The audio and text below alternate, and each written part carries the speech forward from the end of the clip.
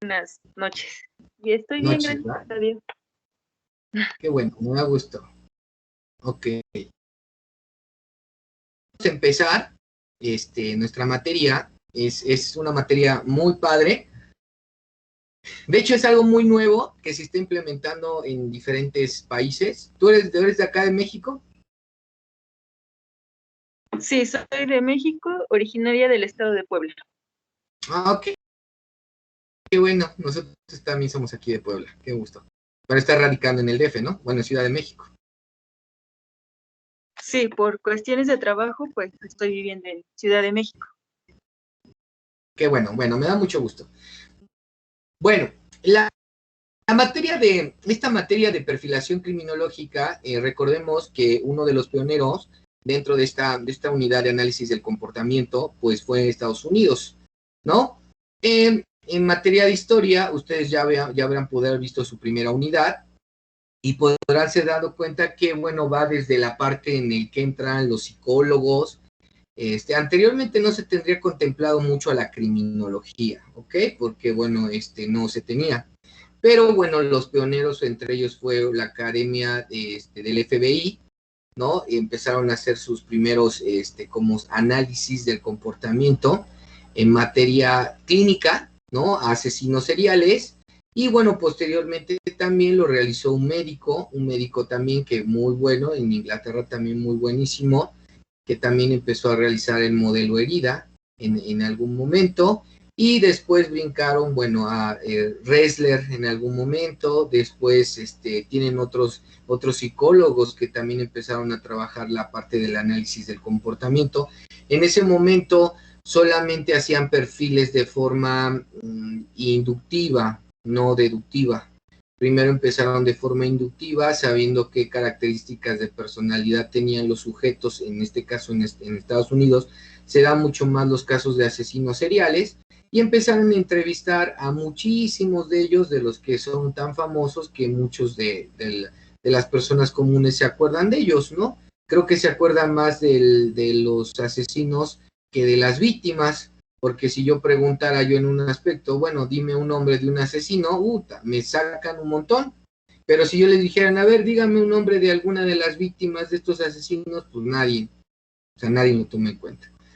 La perfilación criminal van diferentes formas de ejecución. Hay diferentes autores o diferentes perfiladores, hay muchos, ¿vale? Que han utilizado de maneras psicológica, una parte del análisis del comportamiento en una forma de la personalidad de forma psicológica. Otros se han ido a la parte de investigación policíacas, ¿no? Ya conjugando la parte de la victimología, la parte de la criminalística. Algunos aquí en México todavía seguimos tocando la parte criminalística, y ahora ya la parte criminológica, la parte psicológica y la parte, algo muy importante, a llegarnos de la información de lo que nos dice la víctima, que es la parte de la victimología forense, ¿ok? El análisis de perfiles victimales, ¿no? Qué tanto coadyuvan el perfil de la víctima con el perfil del victimario, con la escena del crimen, y hacemos una hilación entre un principio que es muy elemental, que es el principio de intercambio de Edmond Locard en algún momento: víctima, victimario, lugar de los hechos. Entonces, ahora recuerden que hay dos tipos de evidencias: una evidencia física y una evidencia del comportamiento, o sea, de lo que se realiza realmente el sujeto en un lugar de los hechos o en una escena del crimen, lo que realiza el sujeto mediante sus experiencias, mediante su carrera criminal que ha tenido, mediante la evolución de su modus operandi. En algunas veces vamos a tener firmas, en algunas veces no vamos a tener firmas, porque no en todo caso que ustedes crean que es relevante realizar un perfil criminal, pues se va a utilizar el sujeto activo o sujeto, victimario, va a tener una firma, no necesariamente, o sea, realmente en muchos casos que no hay firmas, pero sí hay modus operandi. Entonces aquí sí vamos a analizar un poquito, porque también en todo este tema de la perfilación criminal, muchos se han desfasado realmente del trabajo científico forense que se puede dar en la parte de, podemos decir, de perfilación criminal. Lo han elevado a una síntesis de fantasía, cuando realmente no hay una síntesis de fantasía, sino es una parte metodológica adecuada a llegarnos de lo que te dice el lugar de los hechos, lo que te dice la víctima y lo que te dice el victimario. Conjugado entre estos tres, podemos aunar a una buena investigación y resolver muchos casos que se tienen hasta la fecha sin resolver, o vincular casos que también a la fecha las carpetas de investigación no se han vinculado. ¿Por qué? Porque, bueno, en la parte de seguridad pública, en la que son municipios o estados, no han querido crear estas unidades de análisis del comportamiento. Y también en las fiscalías no tienen su propia unidad de análisis del comportamiento, simplemente lo han llevado realmente a que se puedan tener puros peritos y se realicen puros peritajes, pero realmente una investigación interdisciplinaria y multidisciplinaria no la han llevado a cabo. Sin en cambio, en otros países, recordemos que tienen sus propias unidades, segregado por gente que ha estudiado ciertas carreras y que se los han capacitado para que ellos tengan y adquieran estos conocimientos. ¿Ok?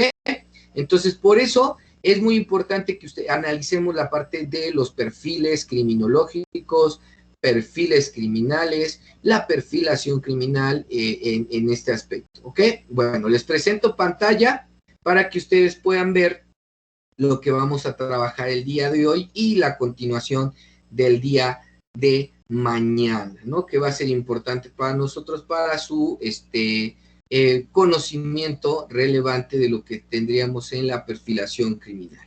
Bueno, dentro de esta primera sesión que vamos a tener y que vamos a unar, no sé si ahí me podrías decir, María, si en algún momento ya lo tenemos, ya tenemos ahí nuestra, pues nuestra presentación. ¿Sí se puede ver? Bueno, ¿qué vamos a analizar en esta primera sesión?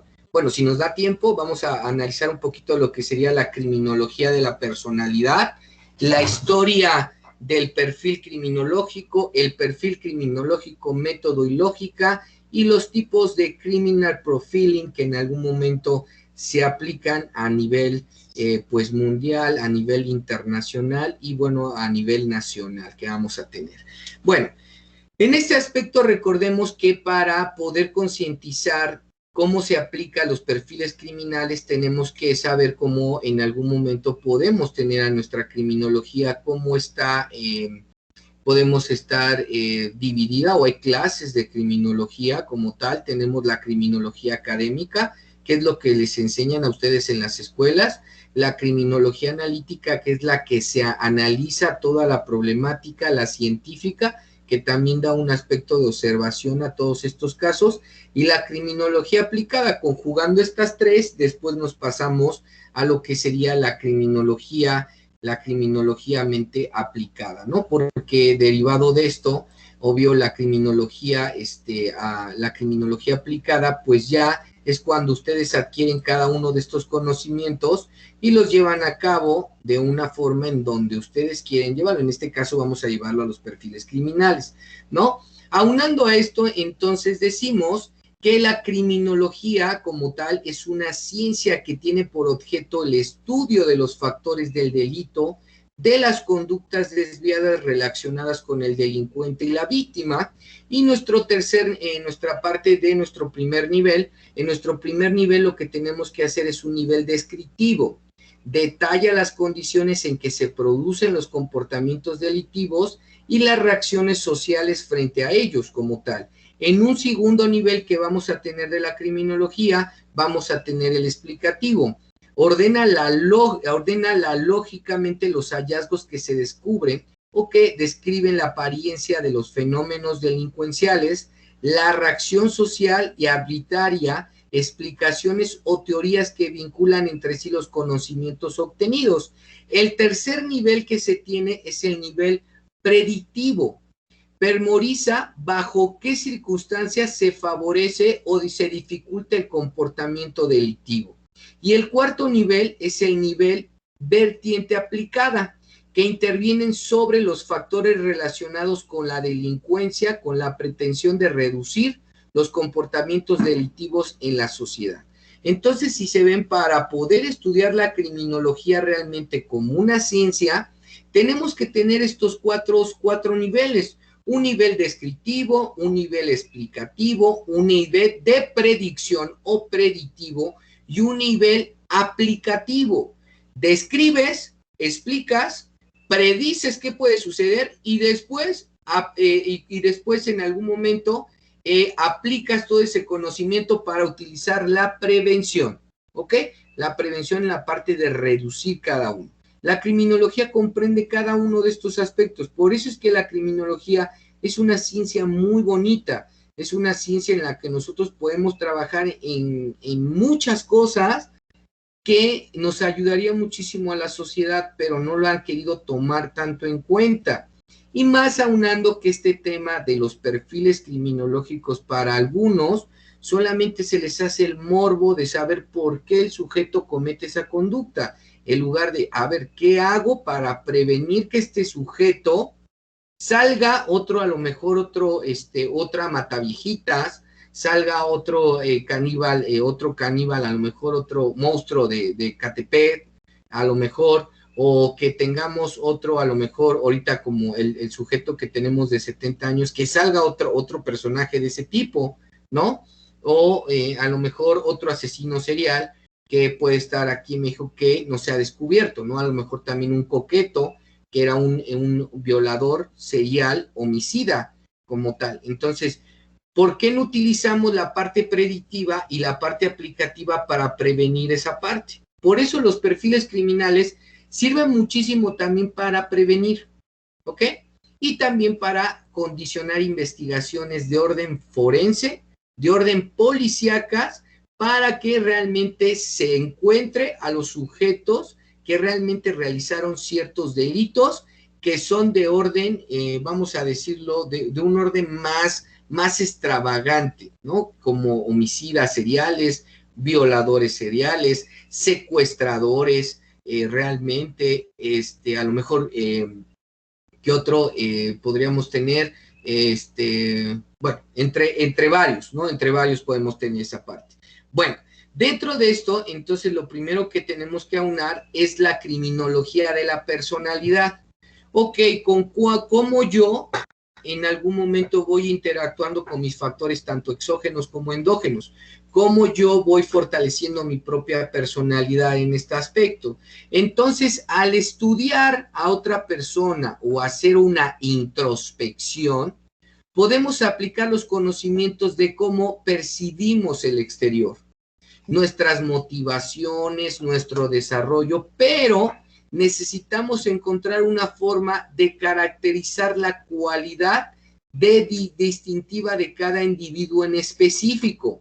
Todos somos unipersonales y todos somos en algún momento, podemos decirlo, no somos iguales a ninguno.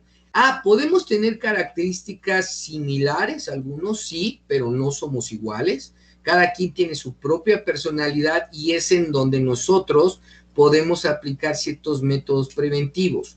Por eso la criminología de la personalidad estudia los cambios del comportamiento de una persona, sus características individuales y su manera de interactuar de esta en su medio, así como la influencia que ejerce el ambiente sobre el individuo, lo que habíamos hablado, los factores exógenos y los factores endógenos. La criminología de la personalidad nos ayuda muchísimo a detectar características de la personalidad antisocial. Y entonces las características de una personalidad antisocial, hablamos que un sujeto que tenga una característica de personalidad antisocial, hablemos que tiene un comportamiento de desprecio, se puede ver en su propia conducta. Él mismo, este sujeto con personalidad antisocial, viola los derechos de los demás, o sea, no le gusta tener esta parte de derechos. Y comúnmente comienza en la infancia, ¿ok? Que eso es algo muy importante. Tiene el principio, esta parte también se da en la infancia y se genera en la adolescencia y puede continuar hasta la edad adulta. Por eso es importante que también los perfiles criminales se adhieran a algo, podríamos decir, de preventivo, ¿no? Porque si nosotros empezamos a detectar este tipo de personalidades, este tipo de comportamiento, podemos ayudar a este tipo de sujetos hasta el punto de que no se pueda convertir en un sujeto ya de una conducta delictiva, ¿ok? Y eso es importante para nosotros. Dentro de la personalidad antisocial también ha sido denominada psicopatía, sociopatía y trastorno antisocial de la personalidad. Eso lo podrán encontrar en mayoría de conceptos de psicología como tal. Y bueno, las características de la personalidad antisocial en algún momento, bueno, ellos tienen una marcada inestabilidad en todas sus conductas, especialmente en las relaciones interpersonales, es agresivo y autodestructivo como tal, tiene dificultad en el pensamiento, en especial en la relación a una persona lógica, debido a que se mueve en un plano bastante inmaduro e infantil como tal. El juicio está desconectado, hay una desconexión junto con la realidad, y esto posibilita las fantasías y ansiedades persecutorias, la parte de hostilidad. Tiene una comunicación inestable y predomina un contenido verbal sádico e infantil como tal. Es manipulador, manipula y se burla de las demás personas. Tiene un lenguaje autoritario, también, que eso también lo podemos tener. Y bueno, es importante que nosotros aunemos a analizar perfectamente una personalidad antisocial, como para saber si el sujeto a lo mejor pudo haber cometido esa conducta, porque recuerde que tenemos los perfiles de forma inductiva, ¿ok? En lo afectivo, tiene sentimientos de culpa, está disminuido, escasa capacidad para experimentar emociones. El antisocial es frío, es rígido, pero tiene una protección a sus sentimientos infantiles. Existen fuertes sentimientos internos de inferioridad, y de ahí la necesidad del comportamiento agresivo, ¿ok? Y entonces ahí lo tenemos que retomar en ese aspecto.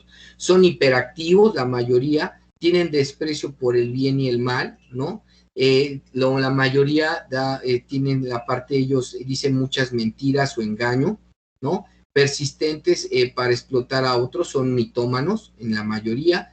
Son seres insensibles, son cínicos y irrespetuosos con los demás. Usan a veces el encanto y el ingenio para manipular a otras personas para beneficio del placer personal.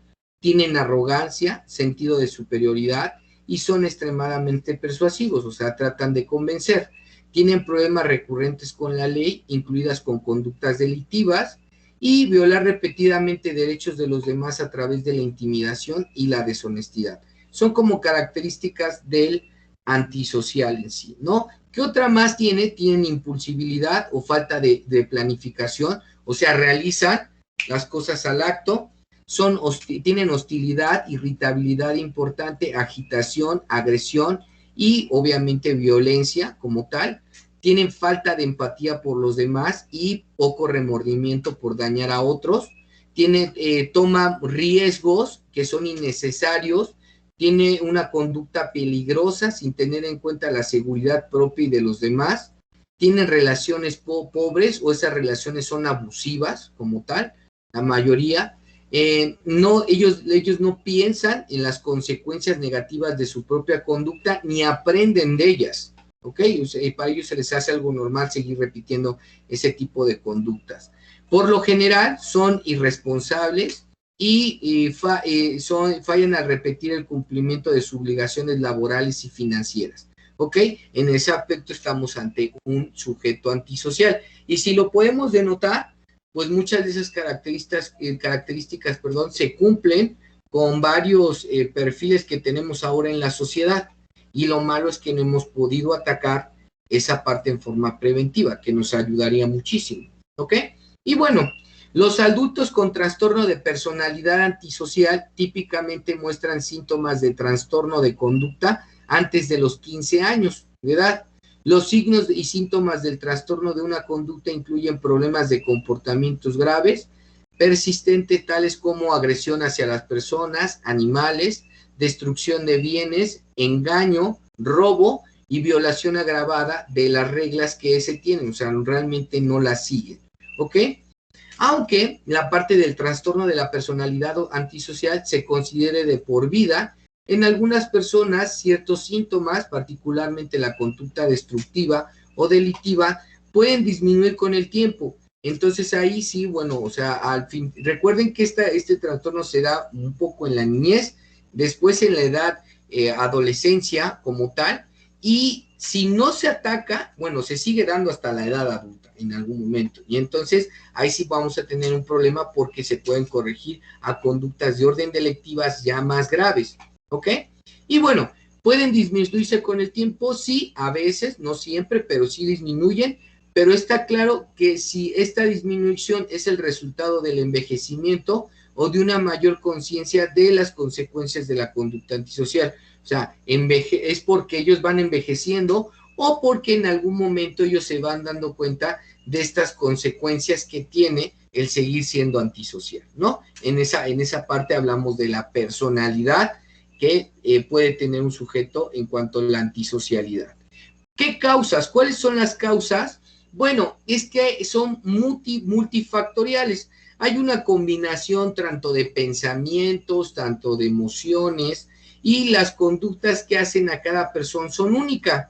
Entonces, como tal, el modo en que las personas ven el mundo exterior, lo entienden y se relacionan con el objeto, así como las maneras en que se ven a ellos mismos. Las personas se forman durante la infancia y se van moldeando con la interacción de tendencias heredadas con el factor del entorno. Por eso es muy importante que se dé una combinación en este aspecto del factor, tanto endógeno como exógeno, y también estaríamos hablando muchísimas veces la conjugación de los factores de riesgo y factores de protección, como tenemos la familia, la escuela y los amigos, ¿no? Que eso también es muy importante para que se llegue a tener una conducta de trastorno de personalidad antisocial, ¿no? Se desconoce realmente la causa exacta de por qué se da este trastorno de antisocialidad. Sin embargo, lo que se detalla a continuación podría ser estar involucrado.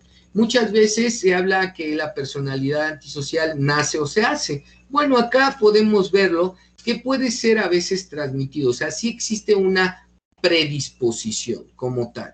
Entonces, los genes pueden hacer vulnerable, y eso de vulnerable te habla de una predisposición a presentar este trastorno de personalidad antisocial, y las situaciones de vida pueden desencadenar su desarrollo. O sea, todo sujeto puede tener una predisposición a ser antisocial, pero recordemos que una cosa es la predisposición y otra cosa que con los factores exógenos se vayan desarrollando y se vayan dando este tipo de conductas, ¿no? Y bueno, durante el desarrollo de lo que sería la parte del cerebro, se pueden haber presentado cambios en el modo en el que se desarrolla la manera de función de la funcionabilidad del cerebro. En muchos casos puede ser por un golpe, por alguna enfermedad como tal, y entonces puede ocasionar que se dé algún trastorno de personalidad antisocial, ¿ok? Y entonces ahí estaríamos hablando más de este aspecto. Bueno, ahora dentro de esto también tenemos los factores de riesgo.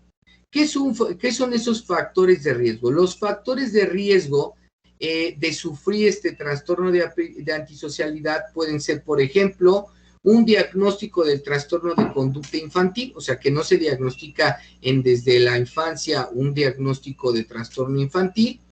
Se puede dar por, estos factores de riesgo pueden ser antecedentes de familiares con trastornos de personalidad antisocial u otros trastornos de personalidad o trastorno de salud mental, ¿ok? Se puede dar también por maltrato y descuido durante la infancia. Se puede dar porque la vida familiar es inestable, violenta o caótica durante la infancia. y la mayoría, los hombres tienen mayor riesgo de tener trastorno de personalidad antisocial que las mujeres, ¿ok?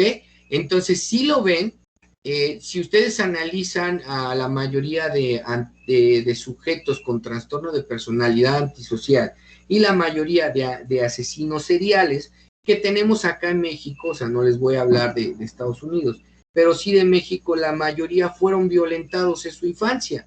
Entonces eso es lo que provoca, como vemos, el maltrato o el descuido en la infancia. Por eso algo muy importante en la preventivo tendría que ser la infancia, a ver cómo estamos creando a un niño, ¿no? Cómo se está dando este desenvolvimiento de este niño para que vaya llegando a la edad de adolescente y a la edad adulta y a lo mejor se pueda dar este trastorno de personalidad antisocial, ¿no? Bueno, otras de las complicaciones que se dan dentro de esto son las consecuencias y los problemas del trastorno de personalidad antisocial que pueden incluir, por ejemplo, el maltrato por parte del cónyuge o maltrato descuido infantil, ¿no? Problemas con el consumo de alcohol y sustancias a temprana edad. Otro que se puede dar es estar en la cárcel o en prisión, ¿no? En ese aspecto. También se puede dar por ciertas complicaciones que se pueden dar también son por conductas homicidas o suicidas. También otras complicaciones que se pueden dar es tener otros trastornos de salud mental como depresión y ansiedad, ¿no? Y no ser tratada de forma adecuada puede detonar a esto. Baja condición social y económica y falta de vivienda, ¿no? Que también se da mucho de esto, se percibe un tipo de vulnerabilidad en estos sujetos de esa forma. Muerte prematura, generalmente por resultado de la violencia, ¿no? Entonces, en algún momento, y estas son las complicaciones que se pueden dar, ¿no? Y bueno, ahí vemos un spot, dice, dice, me porté así porque tú me provocaste, ¿no? Esa es la mayoría de excusas que te puede dar un sujeto con trastorno antisocial. Y nadie te provoca a ser violento, ¿eh? O sea, recuerden que la violencia es una parte que se va creando dentro de nuestra propia personalidad desde que somos pequeños, después adolescentes y hasta generar una edad adulta, ¿no? Que eso es importante para nosotros. No sé si hasta el momento ustedes o tú, Mari, tengas alguna pregunta relacionado con la criminología de la personalidad. Por el momento ninguna.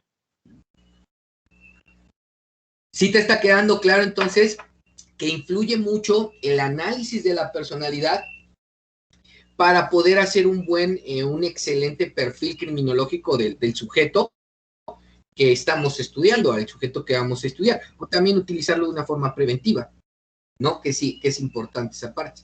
Muy bien, entonces, seguimos con lo demás, ¿ok?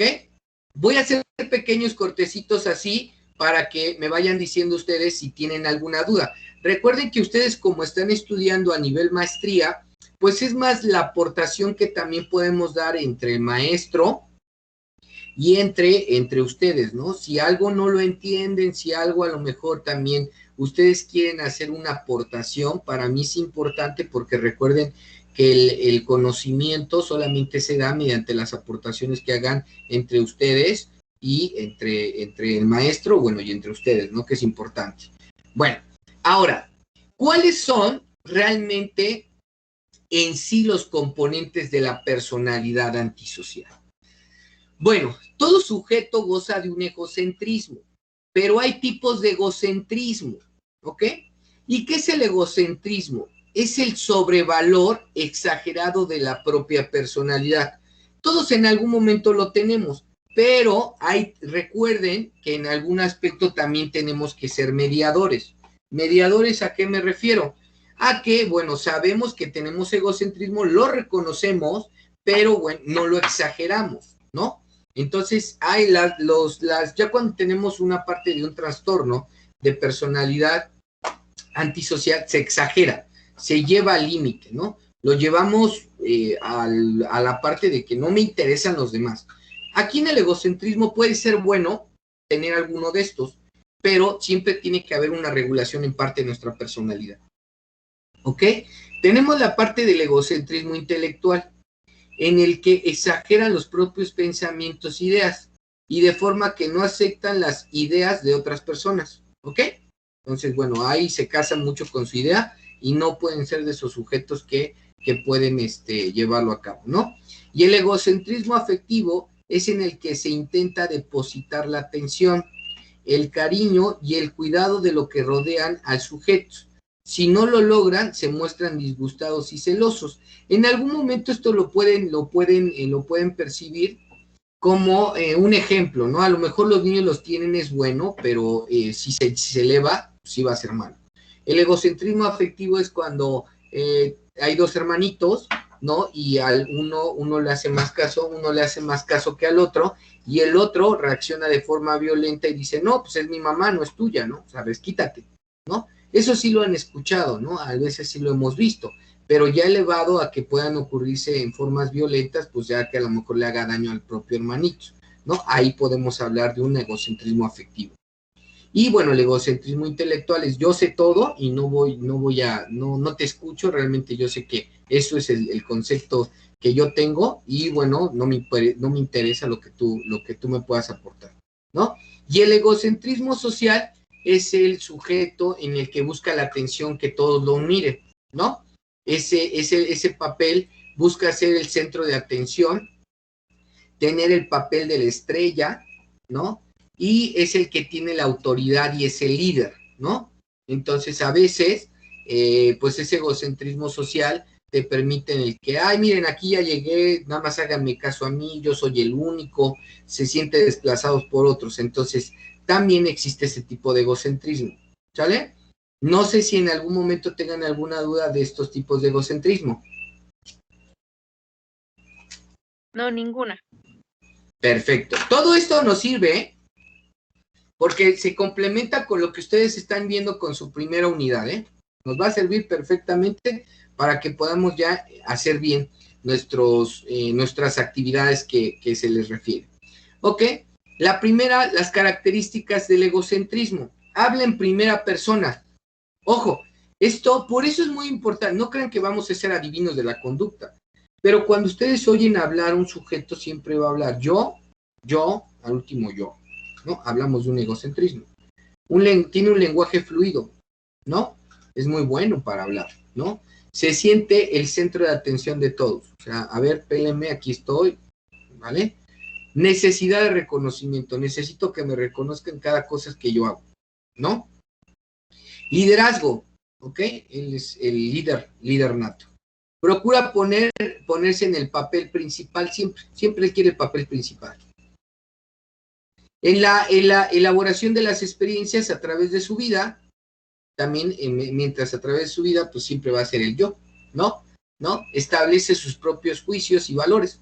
O sea, para mí tus juicios y valores no me interesan, yo soy el que pone las reglas y punto, ¿no? Tiene una excesiva reacción a la frustración, o sea, que en algún momento si él no le salen las cosas, pues se frustra, a lo mejor puede salir hasta con enojo. Y uno en sí no utiliza mucho sus mecanismos de defensa, ¿ok? Entonces ahí, bueno, podemos tener la parte de esas son características del egocentrista. Les digo que sí puede ser bueno que alguien los tenga alguno de estos, pero tiene que ser mediador también en su propia personalidad. O sea, no, si los eleva tanto, sí pues sí habría un problemita, ¿ok?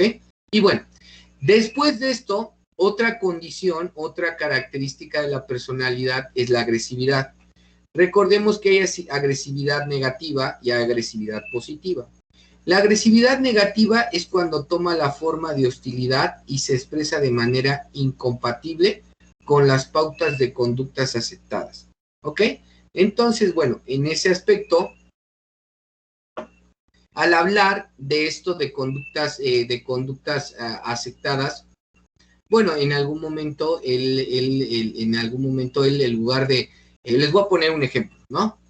Tenemos un sujeto que vive a lo mejor en un barrio pobre, viene de familia negra, han sido desplazados, él es muy bueno jugando un deporte, y entonces ahí muchos de sus amigos lo incitan a que mejor se vaya a las drogas, a robar, y él dice, sí, no, la culpa es de los blancos, ¿no? Realmente, pues ellos nos han visto esta. Y otra sería la parte positiva en la que ustedes ven y dicen, no, pues si yo tengo estas cualidades, ¿no? Pues voy a dedicarme al deporte y voy a hacerlo bien, ¿no? Y me están ofreciendo una beca para ser un muy buen deportista, pero también se puede ser muy buen estudiante, ¿no? Entonces ahí la positiva lo hace una autoafirmación y entonces ahí desplaza lo negativo por lo positivo y va a tener un objetivo social. Entonces por eso ven que muchas veces o algo preventivo dentro de las conductas que se pueden hacer y programas que han salido hasta la fecha es el deporte. Pero bueno, en otros países se tiene mucho la ilación de la captura de estrellas, ¿no? De jóvenes que van a ser las próximas generaciones de deportistas buenos, ¿no? Eso lo podemos ver en el deporte como en Estados Unidos, como el básquetbol, como el béisbol, como el atletismo, ¿no? Como ahorita que está dando mucho el fútbol, en Estados Unidos también, el fútbol americano, las universidades, los colegios trabajan y hacen en conjunto esta parte, ofrecen becas a niños que son muy buenos deportistas, no son tan buenos estudiosos, pero sí muy buenos deportistas. Y entonces puedes generar un sujeto de bien.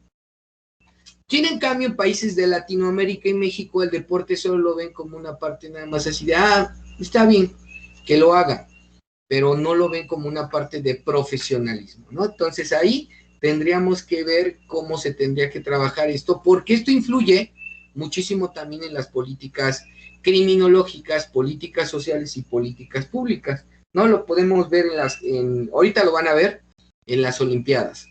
Hay países que pues ven muy bien ir a las Olimpiadas, preparan a sus deportistas durante cada 4 años que se dan este tipo de acontecimientos, y entonces lo que hacen es desplegar, hacer lo que trabajen, hacer lo que hagan en las escuelas, buscan estos talentos y los apoyan y ven el medallero, ¿no? O sea, ven cuántas oros, cuántas platas, cuántos bronces, ¿no? Y eso es muy bueno, porque estás desplazando una agresividad que puede ser negativa a una agresividad de orden positiva, ¿no? Como tal. Y bueno, entonces, en este aspecto, los sujetos antisociales tienden a ser irritables, agresivos y pueden tener peleas físicas repetidas y cometer actos de agresión a cualquier persona. Recuerden que esto se puede dar en la infancia, en la adolescencia y si no se corrigen, pues se dan hasta en la edad adulta, ¿ok? Tienen impulsividad, tienen baja tolerancia a la frustración y bueno, ya sabemos que si esa agresividad la volvemos positiva, empujan a la creatividad y si la volvemos negativa hay un entorno en el cual no nos puede ayudar a convertir ese sujeto en esa agresividad negativa, bueno, va a ser destructiva, ¿no? Y eso es lo que podemos ver acá en México, ¿no? En el cual, pues, ¿cuántos jóvenes ya se han unido a la delincuencia organizada, a la venta de drogas? Y es por esto, porque el mismo no se ha podido trabajar en la familia, no se ha podido trabajar en las escuelas y no tienen una política criminológica estable en cuanto a la prevención de este tipo de conductas en jóvenes. Y eso es lo que genera, ¿ok? Por motivos de manifestación pueden ser explosivos, intermitentes y pueden ser continuada. O sea, la parte de lo que sería la agresividad puede ser en algún momento explosiva, intermitente y continuada. Y puede ser de forma verbal y puede ser de forma, ¿qué? Puede ser de forma física, ¿ok? Se pueden dar de las dos formas. Bueno, ¿qué otra categoría para parte de la personalidad tenemos? La labilidad. De hecho, esto lo analizan de forma clínica. Una persona lábil es poco estable, ¿ok? Es poco firme de carácter. Indica modo que consiste en ser inestable respecto a las emociones y a su cambio de pareja, trabajo y lugar, o sea, no son constantes como tal. La labilidad emocional se refiere a los cambios rápidos del estado de ánimo que pueden provocar o no por estímulos externos. Las emociones durante poco tiempo y las personas pueden pasar rápidamente de una emoción a lo contrario, ¿ok? Entonces, lo que podemos detectar en estos sujetos, y si lo pueden ver, en la mayoría de asesinos seriales, en la mayoría de sujetos que han cometido delitos graves, tienen una labilidad emocional muy amplia, ¿ok? Pasan de ser, ¿cómo se lo podemos mencionar? Pasan de ser emocionales, unos sujetos emocionales pero inestables, ¿ok? Y eso te ayuda. La labilidad, eso es lo que crea, ¿ok? La labilidad puede crear falta de temor a la pena.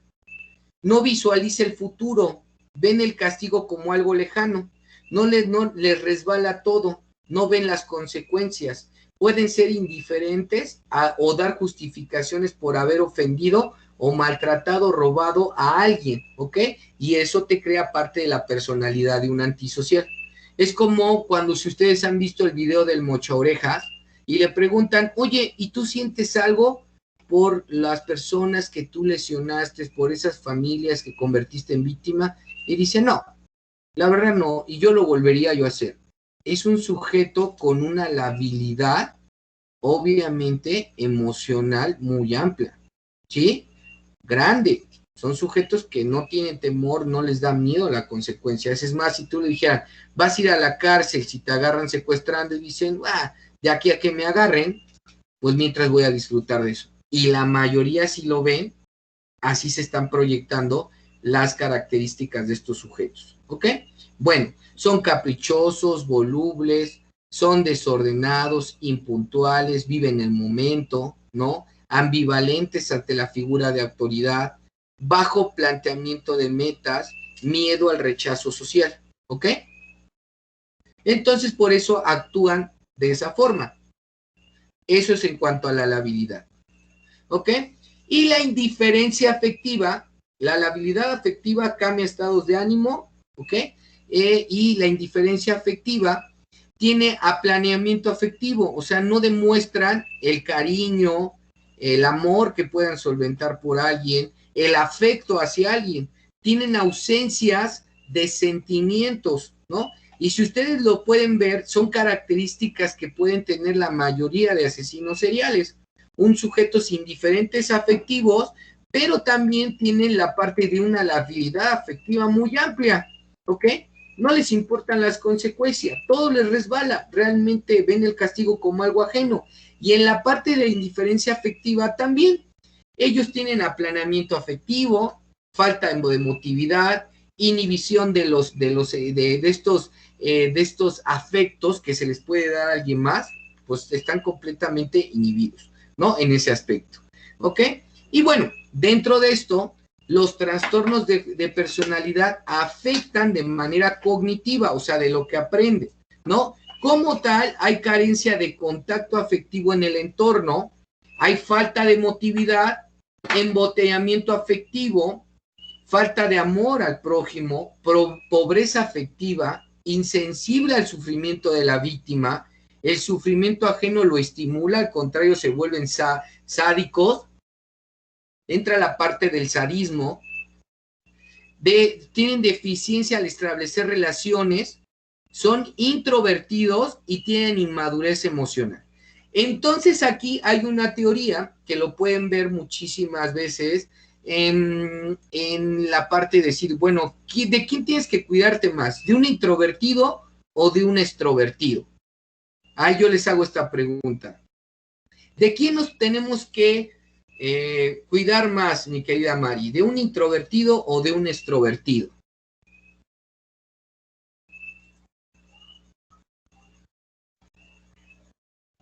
Pienso que de una persona introvertida.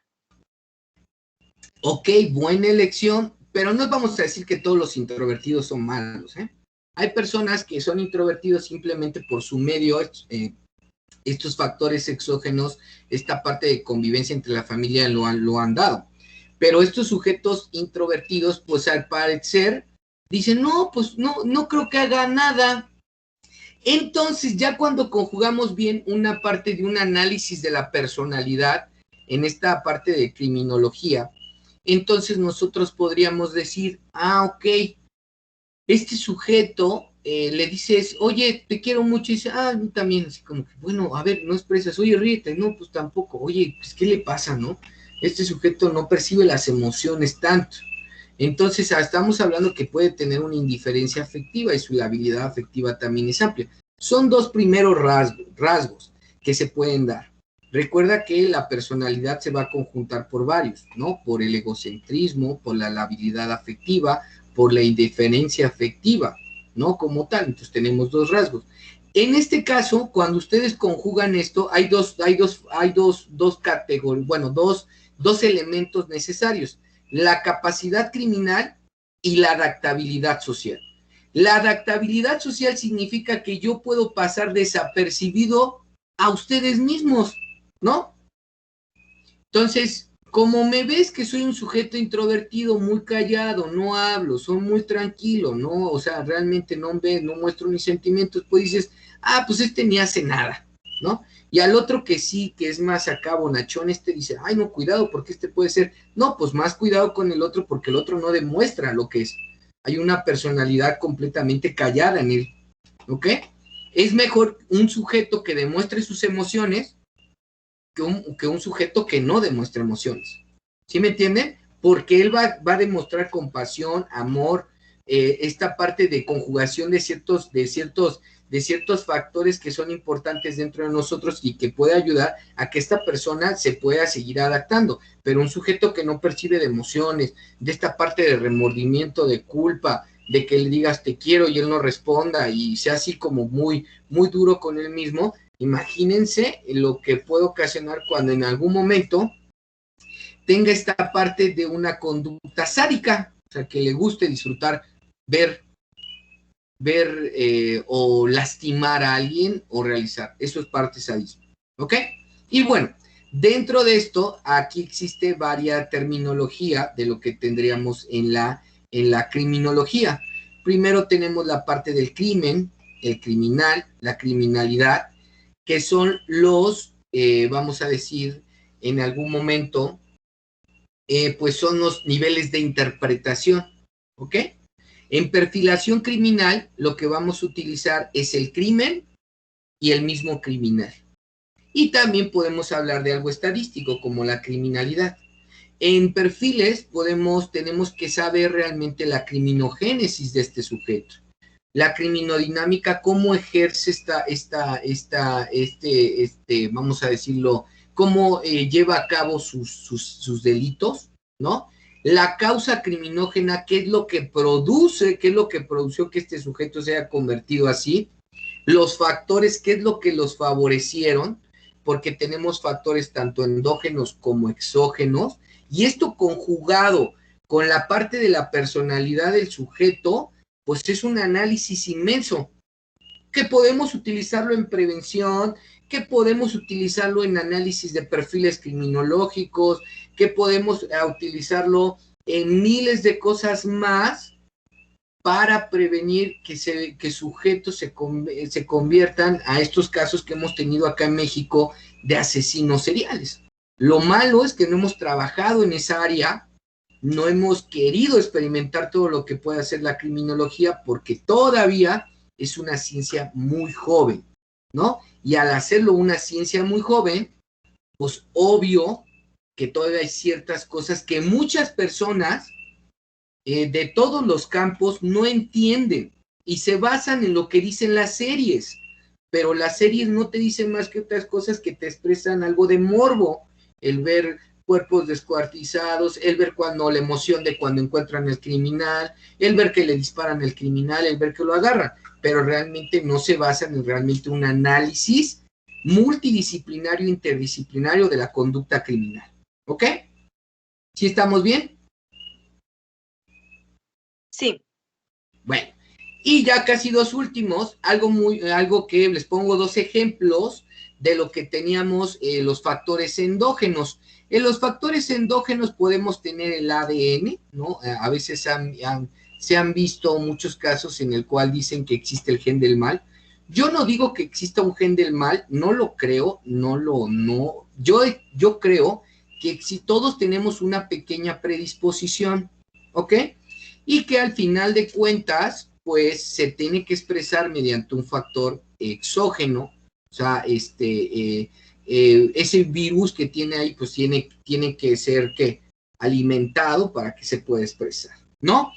La herencia en el ámbito prenatal, ¿no? También es muy importante, lo que perciba el sujeto cuando está también, lo vemos así, cuando está en la parte de, o todavía podemos verlo cuando este sujeto apenas se está creando como parte de, o esta parte prenatal de un fetito, él recibe ya como tal ciertas emociones por parte de la madre, ¿no? Que en algún momento, y también porque han habido casos que hay sujetos que han cometido conductas de orden antisocial o delictivas, en el cuales muchos de los, podríamos decir, de las madres han consumido alcohol en lo que sería en la etapa de gestación, ¿ok? Y entonces ahí sí puede haber ciertos cambios. También podemos hablar de los trastornos bioquímicos, como la serotonina, en algún momento, ejemplo, los neurotransmisores naturales, cuando se altera el nivel que de tendencia, que podemos tener tendencias suicidas, tendencias agresivas, violencia, el alcohol, la parte del alcoholismo, las conductas violentas. También ahí, cuando les hablé de este ejemplo de cuando la madre consume alcohol, el síndrome fetal alcohólico como tal, traumas o alteraciones del lóbulo frontal, ¿no? Pequeños golpes que apenas, o golpes fuertes que se dieron los niños pequeños, ¿no? En el lóbulo frontal. La parte de la desnutrición, ¿no? Eso también provoca muchos cambios, y ahorita en México también, los trastornos hormonales, que también, y las enfermedades mentales, que la mayoría nunca pensamos que teníamos que ir a un psicólogo o utilizar un fármaco o ir al psiquiatra, ¿no? La mayoría en ese aspecto se han detectado que varios asesinos seriales tienen enfermedades o trastornos mentales y que obviamente nunca fueron tratados y desembocan a que realicen muchos delitos, ¿no? Y en los factores exógenos tenemos el clima, el barrio, los medios de comunicación que ahora son mucho más violentos y que también al niño no se les explica la parte de los juegos que ya son más relacionados con muertes, con robo, etcétera, y que eso les parece atractivo a los niños y que tendrías que explicarles que eso no es bueno. O las series de narcotráfico, etcétera, que los ponen como unos héroes, ¿no? A los narcotraficantes, eso también. La familia, la economía y sobre todo la educación, ¿no? Entonces ahí tendríamos que verlo de una forma completamente diferente y afrontar este tipo de cosas, ¿no? Que son importantes para nosotros, ¿ok? Bueno, entonces, bueno, hasta aquí nos quedamos. No sé si tengan alguna duda, creo que va alineado lo que tenemos, el programa que está manejado en su maestría con nuestra primera unidad, y espero que si no tienen alguna duda, pues hasta aquí nos quedamos y el día de mañana continuamos con nuestros demás trabajos para que puedan aprender cómo aplicar realmente los perfiles criminológicos realmente de una forma adecuada. No sé si tienes alguna duda. Por el momento ninguna. Perfecto.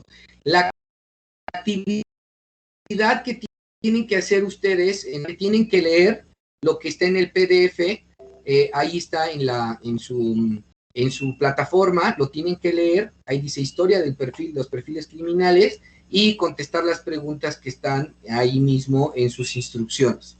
¿Ok? Esa es la primera actividad que nosotros tenemos. Sí, muchas gracias. Excelente. Nos vemos entonces el día de mañana. Esperemos que mañana tengamos a más compañeritos tuyos. Excelente noche. Gracias, profesor. Buenas noches.